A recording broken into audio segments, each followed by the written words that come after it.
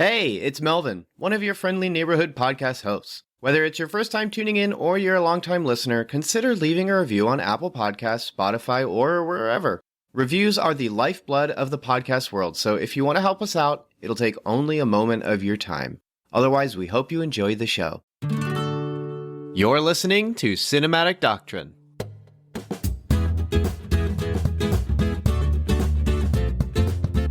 Should we dive into Exodus then? Do we have I know, it's nice to delay, but I guess it's time. Hey, if you just press play, you're missing out on 33 minutes of another discussion. This discussion was this whole episode's recorded on March 19th, so 2 days before the release of Disney's live-action Snow White movie, about kind of the lead-up and all the, drama leading up to it. And then finally today, the Rotten Tomato scores came out. 2 days before the release of the film. So we talk a couple of those reviews and moments and the score itself. If you've already seen the movie, maybe you'd find that interesting to hear us talk about that. So it's exclusive for Patreon supporters. So it's $3 a month. If you go to patreon.com/Cinematic Doctrine, support at $3 a month or more, and you get access to that discussion as well as several other discussions that are at the beginning of every episode. So whenever you press play, you are always getting something new to you. There's other benefits to supporting on Patreon. You'll hear about those as you're listening to this episode. And one of those other benefits, actually, is being able to choose a movie that we review on the podcast or talk about or whatever. And that includes Exodus, Gods, and Kings, which, if you can believe it, has been submitted several times and then has been on the poll a whopping 4 times and lost 3 of them. And do you know this, Cheryl? Do you know this? Yeah. It didn't even win this time. It tied. It tied, so you did the tiebreaker. It tied, so I was like, all right, I think it's earned its share. It's got to get picked. So Exodus has its Exodus, thanks to the Patreon supporters. So thank you for submitting it. Thank you for voting for it. And hopefully you enjoy listening to us talk about it. So we're going to be doing a movie discussion on Exodus, Gods, and Kings. Movie discussions are pretty simple. This one might be a little different, but typically it's 4 questions. And the first 2 questions are non-spoiler discussions. We're going to talk about vibes. What did we personally think? What did we generally think? Broadly, all that jazz. No spoilers, don't worry. And then the second half will be with spoilers. Now, if you're aware of the Exodus story, I mean, I don't think it matters, but we're still going to divide the two. If you're part of one of 3 primary massive religions on the planet, then seriously, you definitely know about Exodus. So, but even so, we're still going to separate the 2. We'll make that transition very clear so that if you're interested in seeing the movie, you can do that. And if you're, and then you can come back and listen to us. Otherwise, if you've already seen the movie or you don't care, just keep tuning in. We got some good stuff here. So let me just give a quick rundown. Exodus, Gods, and Kings is one of the late stage Ridley Scott movies. Came out in 2014. It is similar to Annihilation, a loose adaptation of its source material, and really just adapts the material with its own interests in mind. It's kind of the same story as Prince of Egypt in that previous the DreamWorks adaptation, which, by the way, we have an episode on Prince of Egypt. You can check that out. It's about 2 years ago.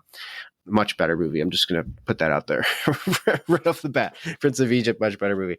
But it borrows the idea of Moses and Pharaoh at the time, who is unnamed in the Bible, but people just call him Ramses II. So I'll do that as well. Moses and Ramses II are brothers. They are sons to the current Pharaoh of Egypt, and then the current Pharaoh dies. And so now Ramses is the new Pharaoh, and then Moses, who learns he's actually of Hebrew descent and was a baby that was saved in the Nile and raised by the previous Pharaoh's daughter, that he is Hebrew. And that's bad because all the Hebrews are enslaved. And so he runs away, and then the Lord sends him back because Hebrews have been waiting to be saved from their enslavement by the Egyptians for 400 years. And the Lord chooses Moses to be the one to go back and do that. Now, Exodus, Gods, and Kings, again, I cannot stress enough, it is so loosely based on the biblical story. Just like with the Annihilation episode, you could read the Exodus story and you could watch Exodus, Gods, and Kings, and they're just completely different. 100%. But unlike Annihilation, where the book and the movie are very different, there isn't a problem with that. There's a problem with that because I don't like Annihilation, the movie, but there isn't actually a problem with that. Whereas here with Exodus, Gods and Kings being so different from the original story, to keep from rehashing all the journey to Bethlehem things that I said at Christmas, there are several problems with that. But I digress. Let's get into our first question. Cheryl, what did you think of Exodus, Gods and Kings? I didn't like it. What did I not like? What did I like? Nothing. Absolutely nothing. You didn't like anything. Melvin. I started this movie. I liked it until the burning bush. Everything after that, I wanted to turn it off. Like, I hated it. I hated the direction that it went. I don't think it made any sense. I don't know where Ridley Scott got his information to like even kind of create this story. The story is based on, it's based on Exodus, of course, but it's written by 4 other people. I'll get their names. Okay, that's what my husband and I were surmising when I was like venting to him about the movie, about like potential like, was the script kind of taken off the shelf and they kind of wrote and all that kind of stuff. I ended this movie very upset and very angry. Writers include Adam Cooper, Bill Coolidge, Jeffrey Kane, Steven Zalian.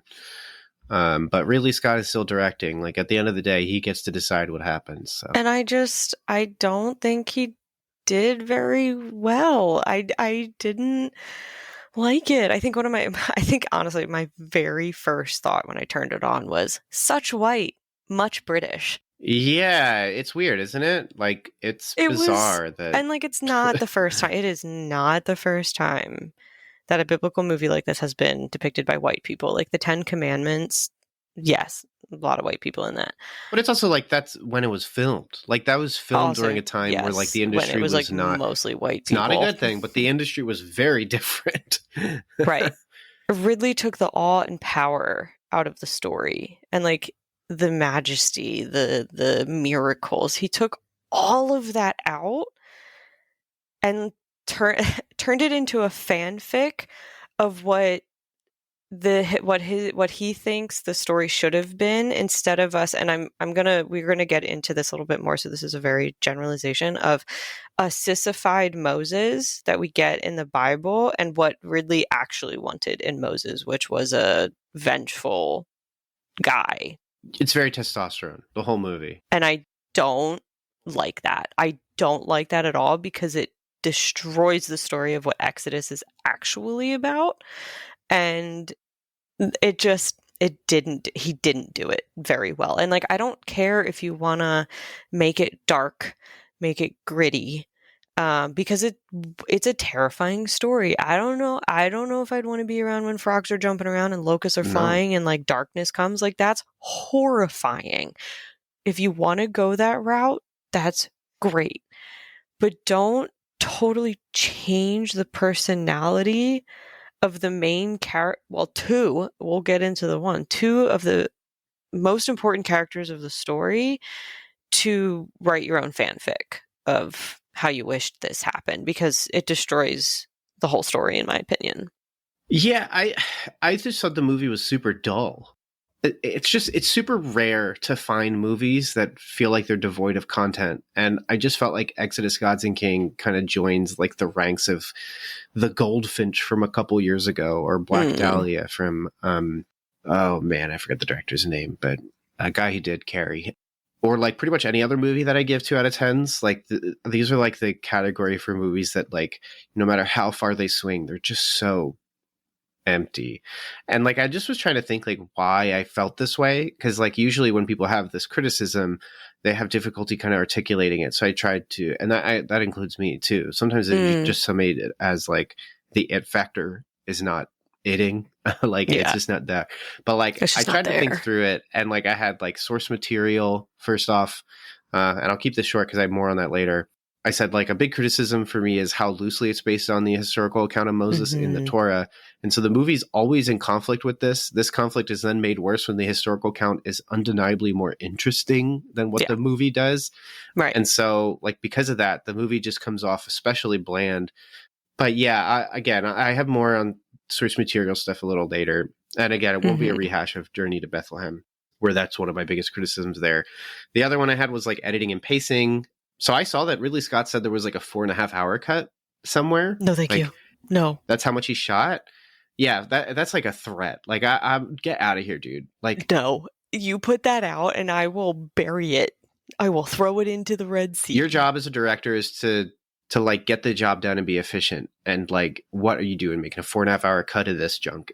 But because of this, the fact that there's a 4.5 hour cut, that means a ton of characters are removed. Some characters are really truncated. So like Sigourney Weaver has like an entire like a ton of scenes that are not in the movie. She felt so awkward. That makes a lot of sense now why she was like just placed there. Because she's only in one scene, it feels like a cameo, which is weird for a movie that's supposed to be set during ancient Egypt. I was like, is that Sigourney Weaver? It's distracting. It's so bad. So distracting. This movie is a disaster. It's so bad. But because of that, you just have all these like problems where you're watching the movie and you're like, he is trying to fix so many things right now. Like, because he had to take certain scenes out. Other scenes like are being really heavily affected. And because of that, I just felt like a lot of Ridley Scott's self-indulgence is on display, which I mean, that's like one of his biggest problems is he's just so self-indulgent. And even in his interviews, he's like, I mentioned it before, but like, it's just awful to listen to. He's so annoying.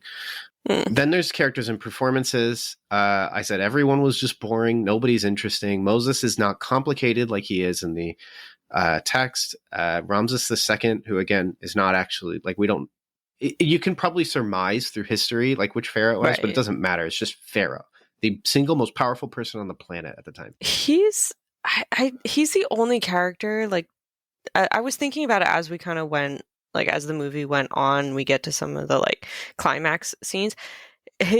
At least that actor, he's kind of the only one I liked. Joel Edgerton in the movie. I thought it was so bad, and that's totally fair. There's not a whole lot to say. Like, it's hard with this movie. Like, but I think for me, he was kind of the only one that really kind of stood out in a way. It would not by much, not by miles. Like he had his like it wasn't the best, but I did have moments where I was like, okay, that's kind of convincing, I guess.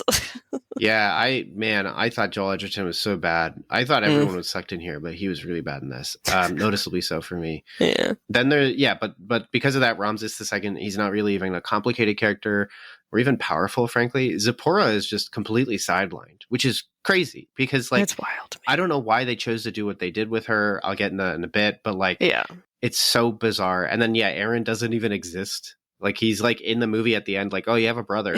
Like, oh, okay, well, he was supposed to be there the whole time. Do we even get his name when he says like, I'm your brother? He just says like, I'm your brother. Like... Maybe that's also possible, but somebody might have gone here, meet Aaron, but like, that's it.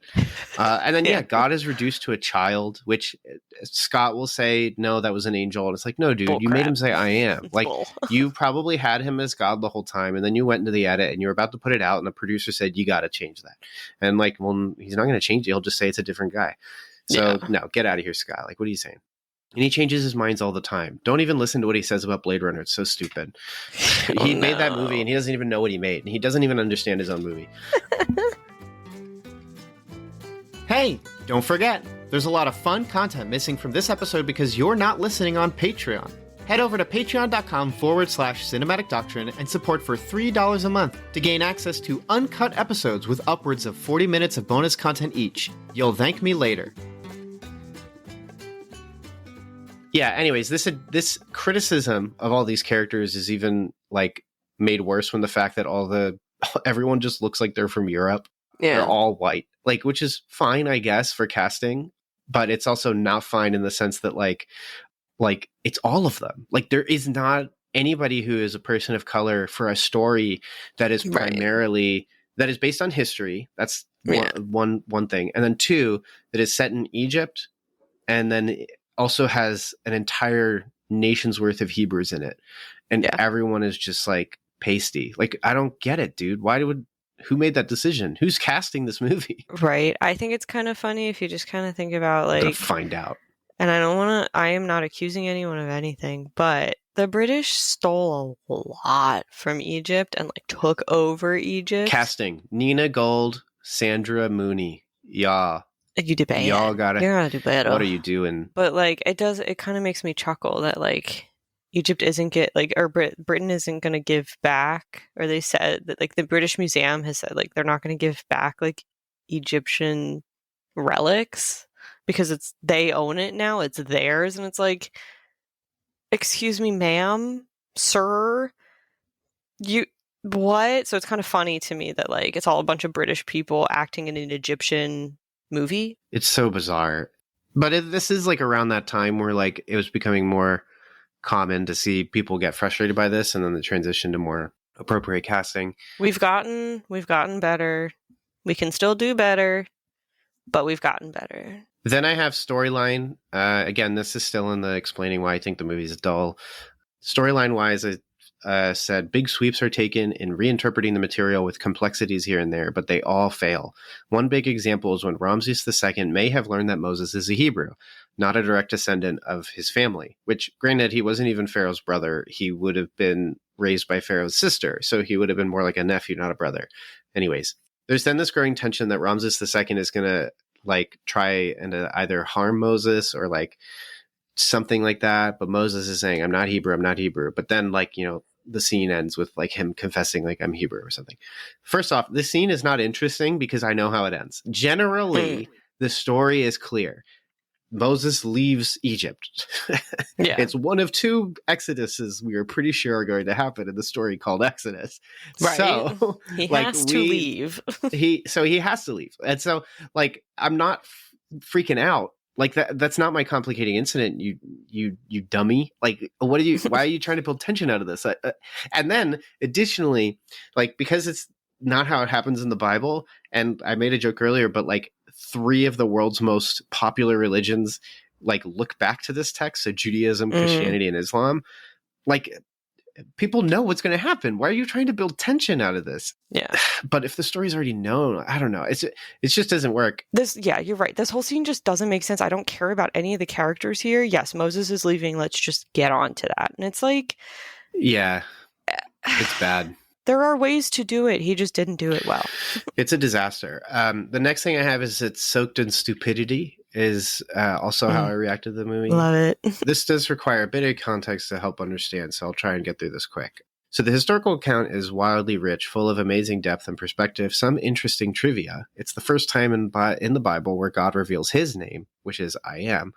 Even so, God has also previously been named by humans, as the first named account of God is from Hagar after the horrible events she endures against Abram and Sarai the first time. She names him the God who sees, because God saw her in her affliction and miseries, Genesis 16:13. So, like, first off, that's interesting. Like, that is interesting to have that context, to be able to, like, understand, like, the reason he gives his name from his perspective, but, like, he has been called things, and then now he is seeing his people and suffering and is going to respond to it. Like, that is just neat. Additionally, God sends Moses, a man with a stutter, and for whom is not confident in his own speech, to confront the single most powerful ruler in the world at the time. Yeah. Which is interesting. Again, why is God then sending someone who stutters? Which in the movie Moses doesn't stutter, but in the book, he's a powerful general.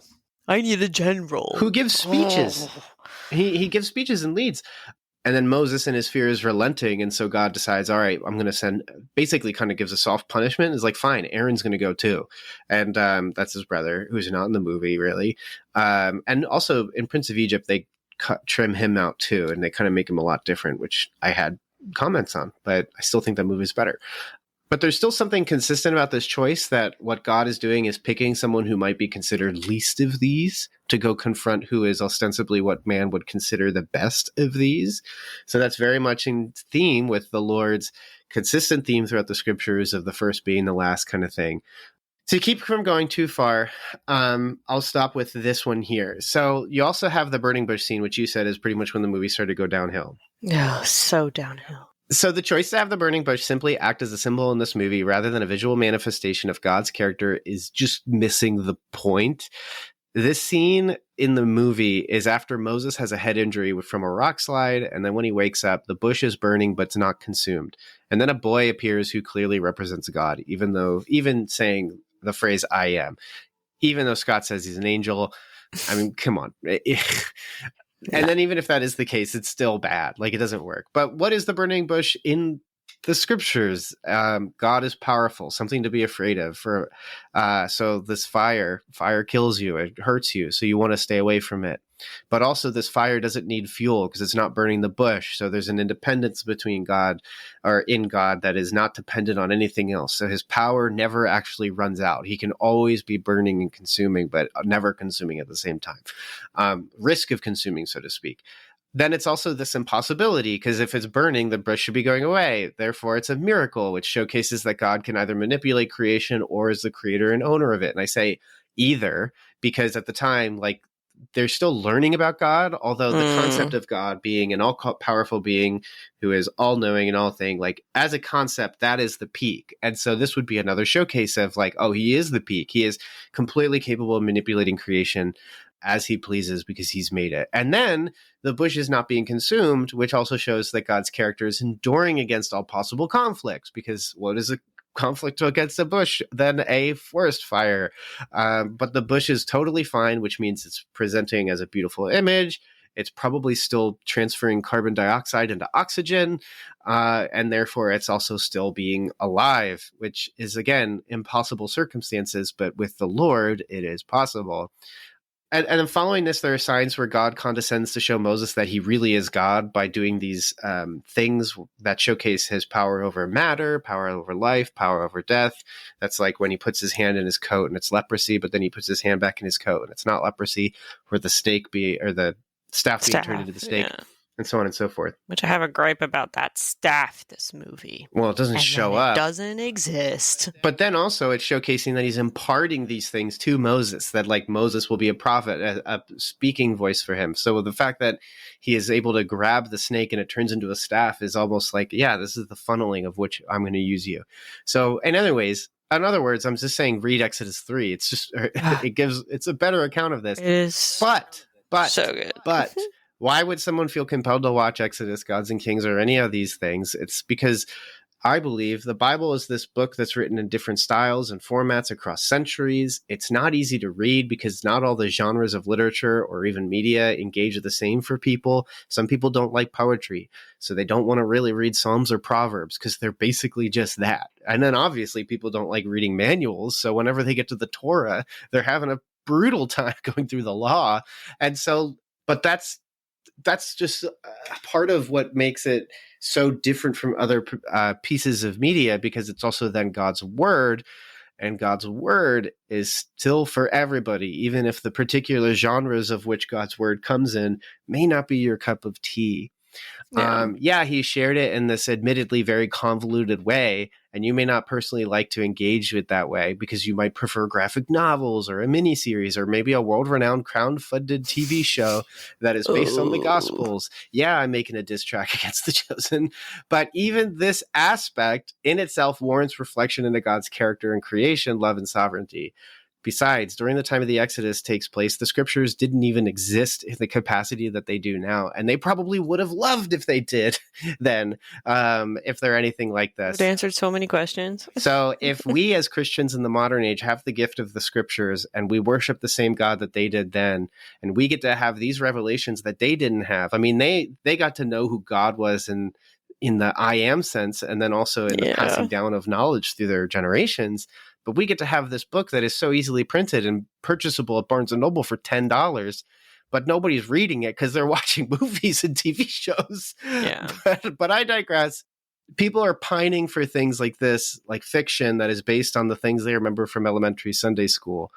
And then that's where we get into the stupidity of Exodus, Gods and Kings, which replaces these biblical details and curiosities, of which I've only mentioned a few, very limited amount. The movie starts with a pagan prophecy muttered through a prophetess visiting basically your local Hobby Lobby to read a placard printed on an AI image, which, yes, Hobby Lobby is selling AI images. You can check it out. They are? No. Yes. They will not put barcodes on things because they think that's the sign of the devil, but they will make images printed by something that is not made in the image of God. You may not know this, but the easiest way you can show your support for Cinematic Doctrine is to rate and review the podcast on iTunes, Spotify, or wherever you listen. So press pause and share your thoughts. We'd love to hear what you have to say. And then press play again so you can hear the rest of the show. Anyways, the other dumb stuff from Exodus Gods and Kings I had after that particular pagan prophecy that's very absurd. We then have a massive battlefield that just seems very senseless and immediately showcases the character dynamics that are learned from the prophecy that we didn't actually need showcased in that scene. Then we have Moses doing some angry killing against Egyptian soldiers for literally no reason, which is weird because the historical account actually has Moses killing an Egyptian for whipping a Hebrew, so they didn't have to make up a reason for it to happen. Yeah. And it also showcases at least, well, first off, it's absurd because it's actually great in the text because he kills this man who is abusing Hebrews, and then Hebrews turn and mock him later on saying, what, are you just going to go kill some more Egyptians? And just they basically say, leave us alone. Moses actually wants to save them. Yeah, because it's going to make their work worse, kind of thing. Moses is 40 years old. He wants to save them. Things get worse, and they reject him. So he leaves, and then the Lord sends them back 40 years later. Now Moses is 80 years old, showing back up, and he's going to save them, but in a completely different way because the Lord has a different plan than just mutiny, than just rebellion, which is what Exodus Gods and King kind of does and still like fantasizes about. But anyways, it's just so absurd. Why is he also slaughtering soldiers? It's clear he has rapport with his military. I don't get it. I know. I'm like, why just turn around and be like, hi, it's me. Like, you know who There's I like am. a character he keeps seeing and it's like kind to. There's no reason for him to be killing random people. It's so stupid. Then you have 2014. This movie is when it comes out. It's 2014, and they're having concepts of like rebellion and resistance are cool at the time. So it makes sense that like this movie would have an entire sequence where Moses becomes a freedom fighter. Very stupid. Then the plagues are also truncated and misinterpreted, which I think is just a shame because Scott is talented when it comes to visuals and like pacing. Not in this movie. Yeah. Here he is taking these plagues and kind of doing them in a quote unquote logical way, which I have 2 points on. First off, do non-Christians not realize that Christians also understand that miracles are impossible? That's why they're miracles. Miracles are specifically acts of God that go against the standard functions of his creation. They fundamentally go against physics, chemistry, biology, any other ology you want to make up. They are not recreatable. They are not science. They're not science. They are things where he's just like, I'm going to make it do this. If he wanted to make gravity, if in his sovereignty he made gravity not exist anymore, or rather gravity exists, but it doesn't work for you, he will do that if he wanted, if he so wills. And I don't think he will. But that is the point of miracles. They are like that. Like, yeah, it is crazy that a guy died on the cross for my sins and came back from the world. Of course, that nothing like that has ever happened before because it's a miracle. I can't explain that. Like, that's just part of the point. It also makes my head hurt. But of course, the one thing, if God is all powerful, why didn't he make creation a certain way? Well, God is all powerful. Why wasn't he allowed to make creation in the exact way he did just now? But I digress. The plague of darkness, I was really excited for. Because it's so cool in the, it's so terrifying in the Exodus account. So the Plague of Darkness, it's the 9th plague. It's right before, I believe it's one of the later plagues. I think it's number 9. And it's right before the death of the firstborn. And it's essentially everyone in Egypt, not the Hebrews, nobody else across the entire planet, just Egypt, pitch black. So you just kind of envision like a pillar of black of just no light is there. And it's described as darkness that can be felt, which is insane. And so That's people horrifying. aren't blind. They are literally opening their eyes and there's no light. And so they couldn't do anything for 3 days. Nothing happens. So it's just this miserable, terrifying 3 days.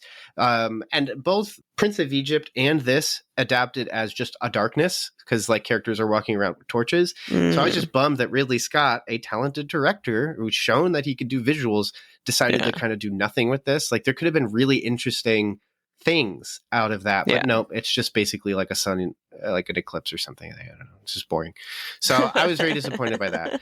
And then lastly, the other stupid thing I had was there's several things, but these are all I could remember. Ramses II, his wife, kind of goes crazy after the last plague, which I thought just looked really stupid. Yeah, that was weird. So all these things are just really dumb, stupid, dumb sophomoric things. But what do you think before we move on to only our second question? Dear God. I know. I agree with all of your points. And I actually because I with my little highlights, I actually kind of touched on a lot of that. Like took a lot of the Yes. majesty and the awe out of the movie by like not including God in the miracles of the plagues. Like that was so irritating to me. It's like, Yeah. well, okay, these things are just happening literally one after, like, it's like God wasn't even involved in this movie, so like why even have a God kid in there? Like it's so annoying. It's weird because after Exodus 3, Moses basically takes a backseat for the rest of the conflict with Egypt, which it is. God and Pharaoh are at war with each other. Like that is literally it is an ideological and a literal war in the sense that God is God himself. He is actually God. And Pharaoh is like, no, I am God. I am better than you. And Pharaoh is like aware of the fact that he's going against God because he also believes in deities. So he's like, I am against the Hebrew God. And God's like, no, I'm the only God. And like, that's what makes the conflict so interesting as they're progressing is like, it is just wild. You see this man. So one scene I specifically really wanted to see in this movie that was not done is the first plague when the rivers turn to blood. It's not just the rivers, it's all water. Every water in the cisterns, any water, anywhere, baths, everywhere, all blood, all of it. And blood stinks and blood stains. It is terrible. And it's described as the whole of Egypt is digging into the sand, desperately searching for water. And it says the Pharaoh is standing out, listening, and then turns around and walks away. Just imagine the hubris of a leader looking out and watching his subjects panic for water, desperately digging. He's hearing them cry. They're freaking out. There's probably families who are thirsty, babies who are thirsty. And this man turns around and walks away. Are you kidding me?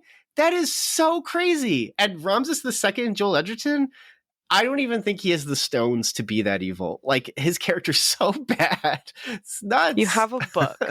It is right there in front of you. You have all of the ingredients. It's an open, all right there. Open book test. Yeah. So not difficult to make a make a movie. Like I changed some, like obviously the Prince of Egypt and even the 10 Commandments took liberties and changed some things, whatever. They still got from A to B and like filled in all the between with all the information they were given. And it's fair to call those changes concessions as opposed to just outright changes. Like, we're doing a different medium.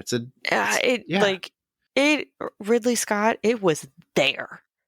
I know, and we dude. know you can do wild and crazy things. You did Blade Runner. You did Alien. People love Gladiator. You can do People the like plagues. Gladiator too. Like, it is all right there. Like, this story is there for you.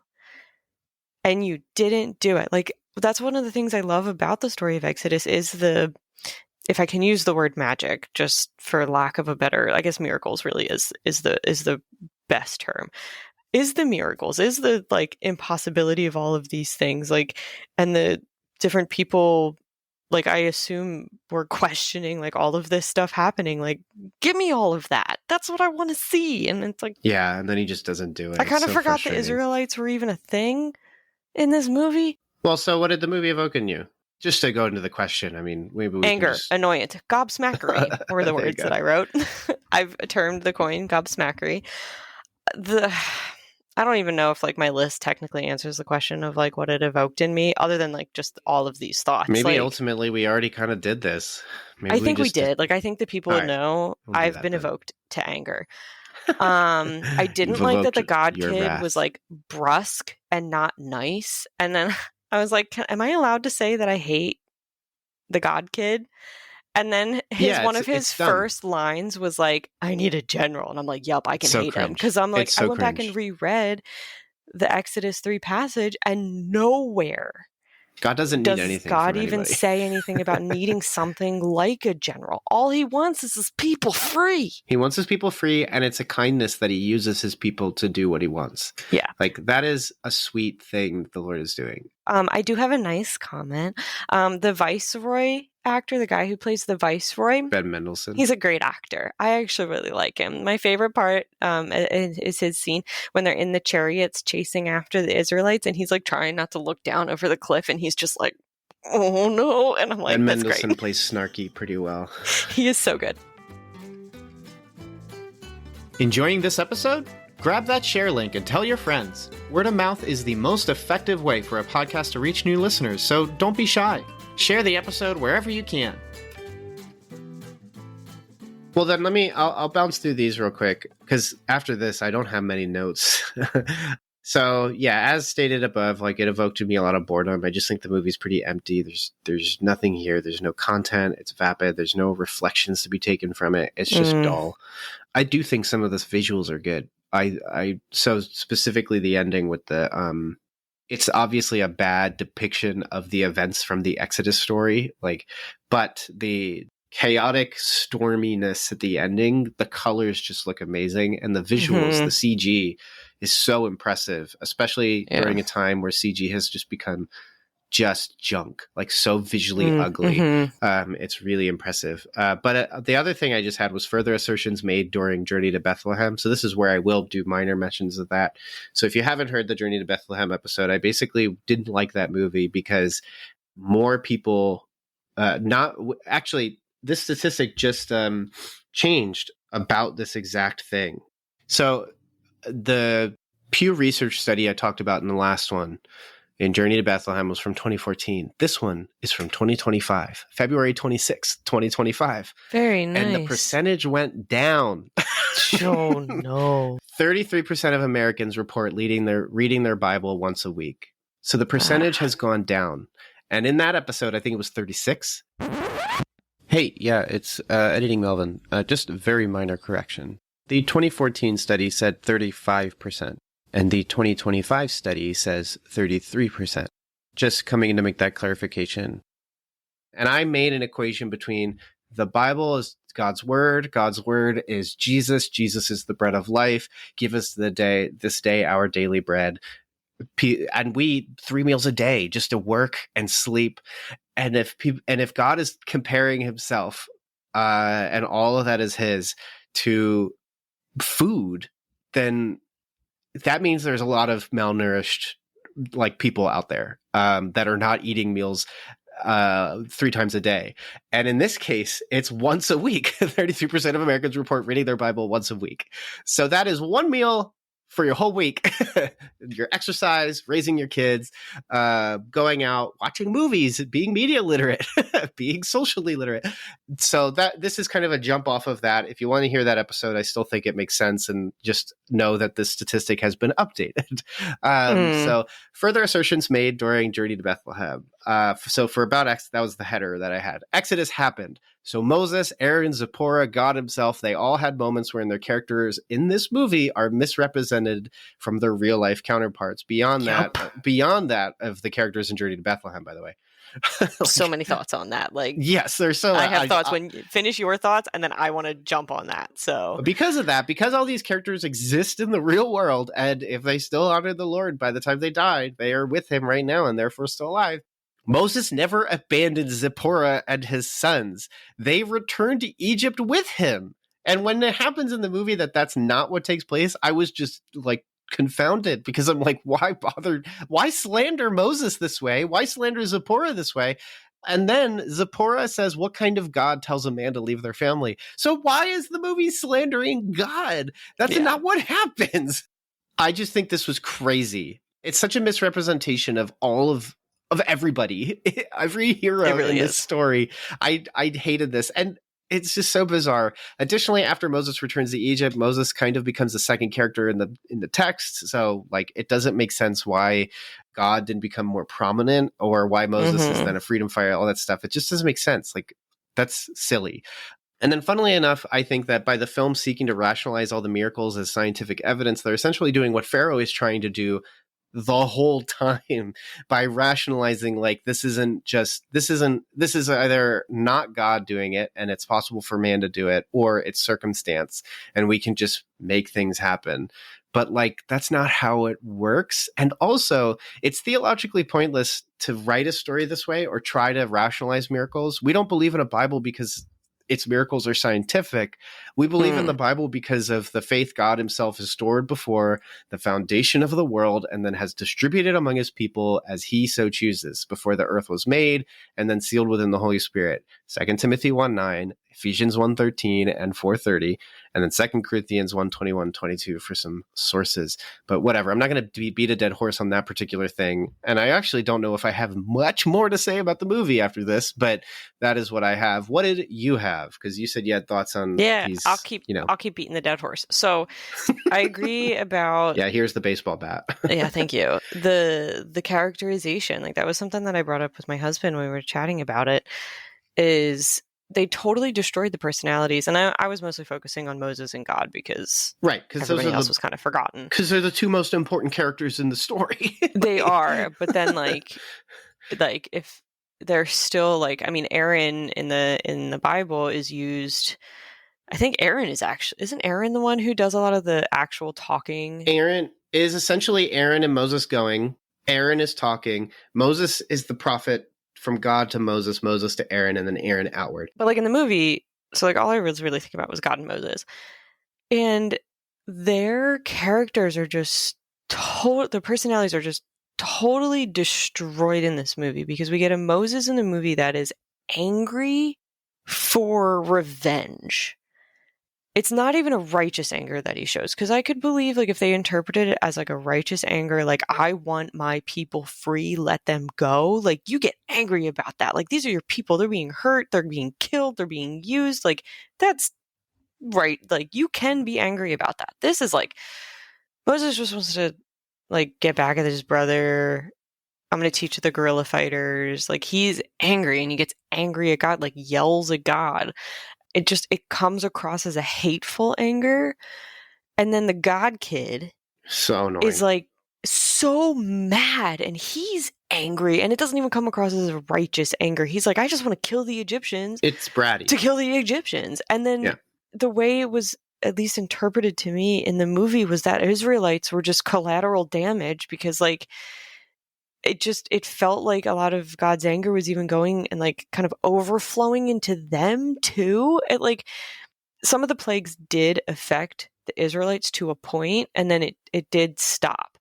But you wouldn't know that in this movie. In this movie, it was just like everyone who lives in Egypt is just being attacked by these plagues. Like you couldn't really tell who was who, which I guess maybe at that time, like if we were living in that time, like we might, other than maybe like the way they dress or whatever, like you might not have been able to totally tell who was who. It's just very blah, like a big blob.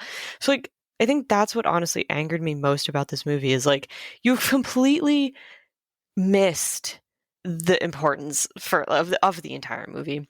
But you've completely missed the character of Moses, who was very unsure of himself, had a stutter, probably had severe anxiety, which is what probably caused the stutter, didn't want to talk to like be the spokesperson, didn't have confidence of himself, which is why God was like, okay, Aaron will do the talking for you, but I'm still going to use you.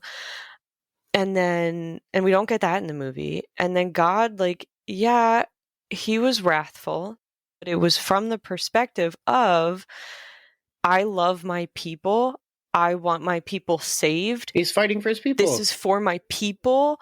Yeah. It's like righteous anger. This movie was not this. This was like, just kill them all. It's so bizarre. All that to say, we don't really get that picture of God here. And I just think that's a huge, gross misinterpretation of God. And like, I know that does happen outside of Christianity. People look at like the God of the Old Testament and they're just like, well, he was angry, he was wrathful, they were killing everybody. And it's like, but you don't understand. So hey listener, we've got a mailbag now. Open those show notes, scroll down a little, and you'll see a mailbag link.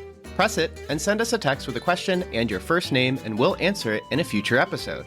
So if any questions pop up while you're listening to the rest of this episode, you know what to do. We'd love to hear from you.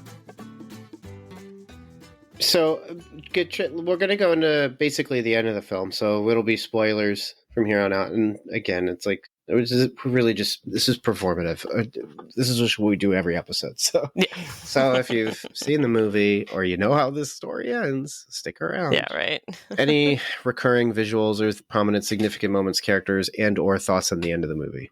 I didn't see anything. I also didn't see anything that I haven't already brought up. I didn't see anything. And honestly, if there was anything, I was too annoyed. I'll say this. I liked one scene in this movie. Ooh, what scene did you like? I'll say this. I liked one scene in this movie, and you could call it like if it was taken out, it's like a nice moment.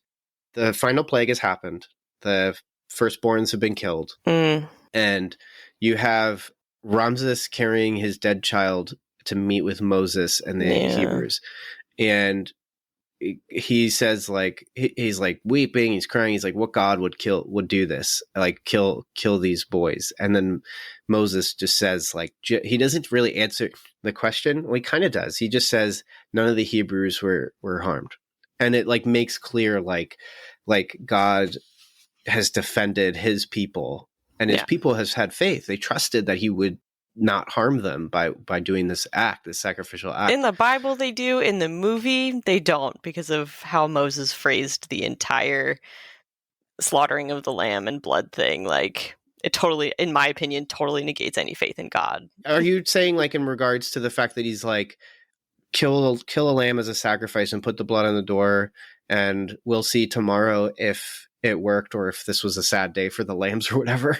Yes, because it's God that tells him in the Bible to slaughter a lamb and put the blood on the door frames, and that signifies I will pass over.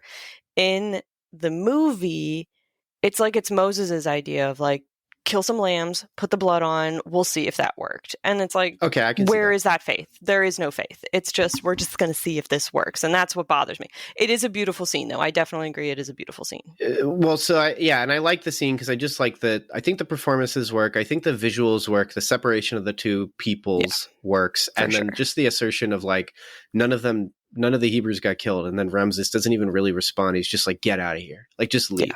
And like, I thought that was a good, like, short film basically of just like good performances, good dynamics. It's an interesting thing to think about because it's often quoted as like, this is how could God do that? But it's like, but there's a difference. Like, there is a difference between those who are trusting him and those who are not.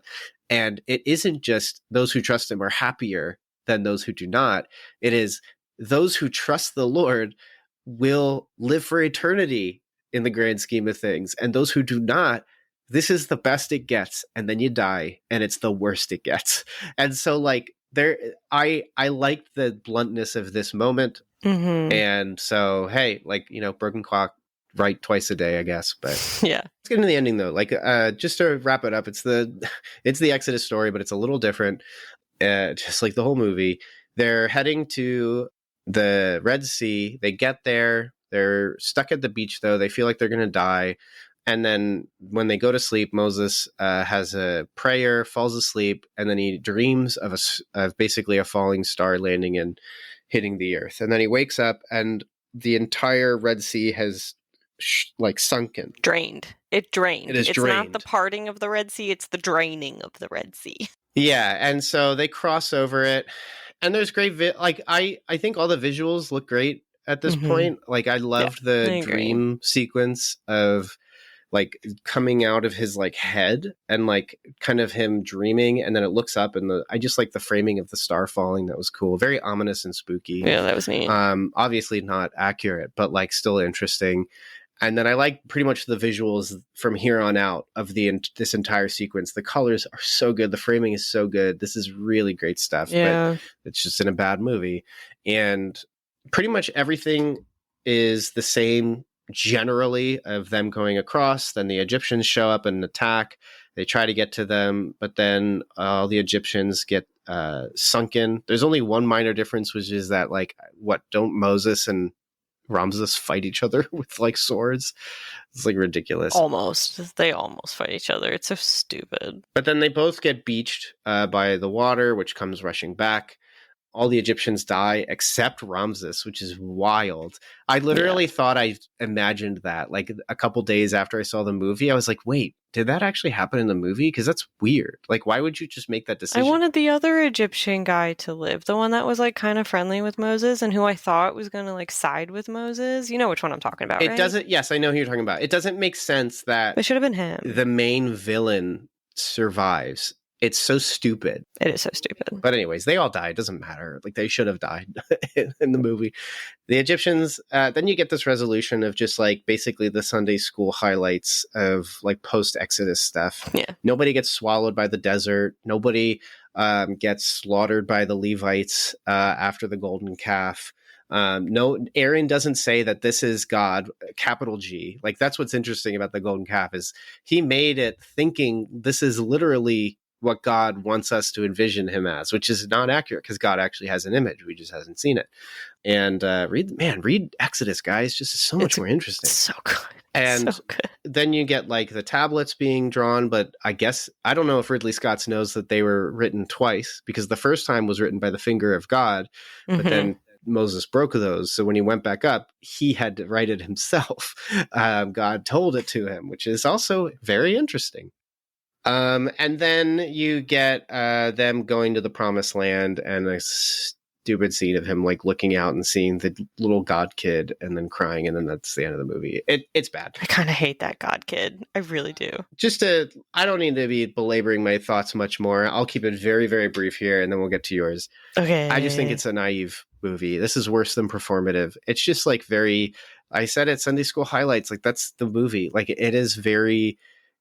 when we hear stories at a young age and then we get older, we think they're for kids, but sometimes they're not for kids. Star Wars is at its most interesting as an adult, like thinking about the dynamics of Darth Vader and Luke Skywalker. And then even some of the prequel stuff is really interesting. I've yet to get old enough to appreciate the sequels, but we'll see. And so you'll get there someday, I'm sure. Gosh, I hope not. I really don't appreciate them. And then the same is true for Lord of the Rings, and the same is true for basically Bible stories, which you think are kids' stories as a kid, and then you get older and realize there's a bunch of like rape, murder, and awful things, and then you're like, that's not for kids, and then you still kind of treat it like it's for kids, because you're like, I'm too old for that. But then if you're moved by these stories, you're like, these are some of the best like historical stories ever. Like, they're so interesting, as most history is.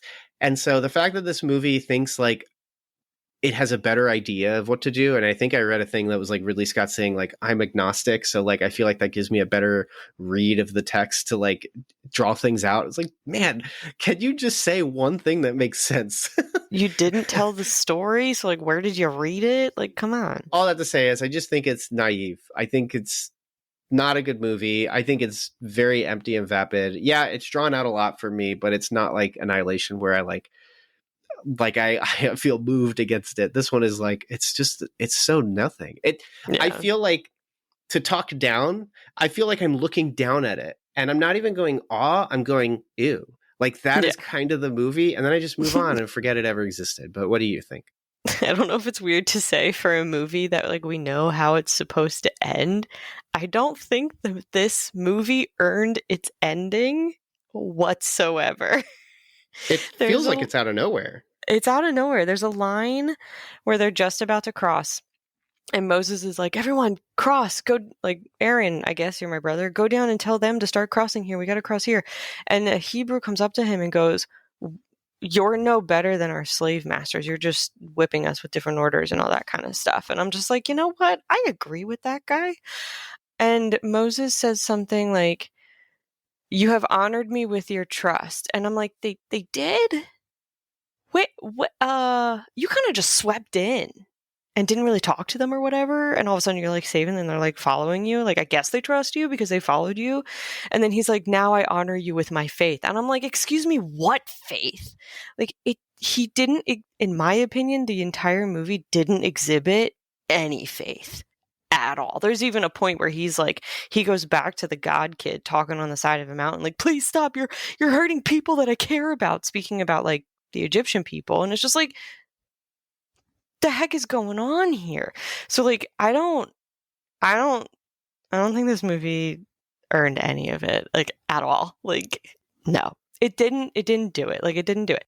Any final thoughts then before we do recommendations? My final thought is my recommendation. So if I, yeah. Hey there, listener. Want to influence the podcast? Head on over to patreon.com/cinematic doctrine and support the show for $3 a month. In doing so, you'll be able to vote on a movie poll that picks a film we discuss each month. So jump on over there and have your voice heard. Let's do our recommendations and get out of here. So go ahead. What do you got? So my final recommendation and my final thought is absolutely read the story of Exodus from the Bible. 100%. If that, depending on where you are in your walk, if that's a little too intimidating, honestly, watch The Prince of Egypt, done by DreamWorks, and or The Ten Commandments. Oh no, it disappeared. 1950. Oh no, I put it 1956. The one with Charlton Heston. And I know there are issues with that one. I don't know exactly what they are, but I've heard issues and like all that kind of stuff. And like neither one tells the story perfectly, but they do 100 times better than this one. So if you're interested in like viewing it, learning more about it, watch those and then read the story, or like do the opposite. Just don't watch this movie. Go far away from this movie, ignore it, and watch the other two because they're just so much better. And then I'm going to recommend something completely different. And no, it is not Monty Python.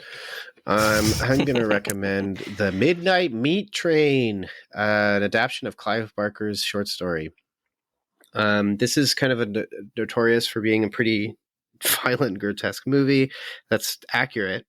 It's just really, it's a super interesting movie. I think it's extremely well made. It has a whole lot of character in how it is shot. It is very creative. Just to describe some of the camera angles, there is someone who is, it is a POV view of them being like decapitated and their head flies off. So the camera's flying and then lands and then you see their person's own body. Like it's so needless. Like why did we spend like a 2 or 3 day shoot like figuring out how to do this? And it's just kind of full of weird stuff like that kind of just adds some like flair to the movie. It's got an early era Bradley Cooper, which is very interesting and has always been kind of mentioned as his like odd one out of his, because now he's like an Oscar bait guy, and Rocket Raccoon. But his character is a photographer who wants to get popular. And so he tries to catch photos of things that are taking like place in the city. But he is told that his stuff is sterile and not good. But he has a photo that is of a rich man who is gawking at a homeless person next to him on the subway. And the woman who is judging his artwork says, I don't want to see that. I want to see what happens when the homeless man touches him. And so you're getting the idea of he's being groomed into taking photos of like events that could be bad or could be taboo or awful. So he starts staying out super late at night in New York trying to get photos of stuff. And this is when he learns of a series of murders that may or may not be taking place on the train at night. That sounds good. It is, again, it's super violent, but it is really interesting. It is super weird. There are really weird things that take place. There is a scene where a character proposes to another character, but the ring doesn't fit. So then he puts the person's finger in his mouth to lubricate the finger to then put the ring on. And I laughed so hard because it's like, it's if it works, weird. Yes. And like, it is full of that, like that energy, but then it's also an interesting, like kind of exploration of like someone's like descent into voyeuristic tendencies, because it's photography and he's capturing things that ought not be seen, and it's also just like good horror. Like I found the main villain very charismatic. He's just a guy in a suit who doesn't talk with a hammer, and so yeah, check it out. I found a Blu-ray at a shop that I was at, and it was totally worth it. Again, it's crazy, but like if you've kind of been enjoying some of the over-the-top violent recommendations I've had lately, like Terrifier 2 or a couple others, then you'll enjoy this. This is Terrifier 2 has way more levity than Midnight Meat Train. I'm going to make that clear. It's way more gory, but Midnight Meat Train is much darker. But that's because it's purposely grimy, but still pretty fun. Minor sexuality that feels a little but like it's brief and then it is over. And some naked bodies because, there's like dead people, but very brief. Probably just props typically are. That's all I got, though. Check it out. I think it was good. And then let me know what you think on Threads or something, because I have no one to talk to about it.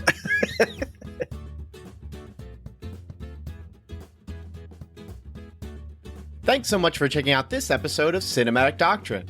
If you enjoyed this episode, consider leaving a review and subscribing to the podcast. And as mentioned before, Cinematic Doctrine has a Patreon. For as little as $3 a month, you're opted into a once-a-month movie poll where you decide a movie we discuss on the podcast. There are other unique benefits that come with supporting the podcast, so be sure to check that out at patreon.com/Cinematic Doctrine. A special shout out to those who support at the Art House Theater tier on Patreon. Thank you so much, Mom, Dad, Melanie, Shirleon, and Thomas. You guys are the best, and your continued monetary support is greatly appreciated. Until next time, stay cool. Want some Cinematic Doctrine swag? You're in luck. We've got 3-inch Cinematic Doctrine logo stickers exclusive for Patreon supporters. Perfect for your travel mug or laptop. Head over to patreon.com/Cinematic Doctrine, link in the show notes, and choose the Independent Theater tier. Doing so will net you other perks too. But let's be real, the podcast stickers are the coolest perk. So get yourself some podcast stickers by supporting on Patreon.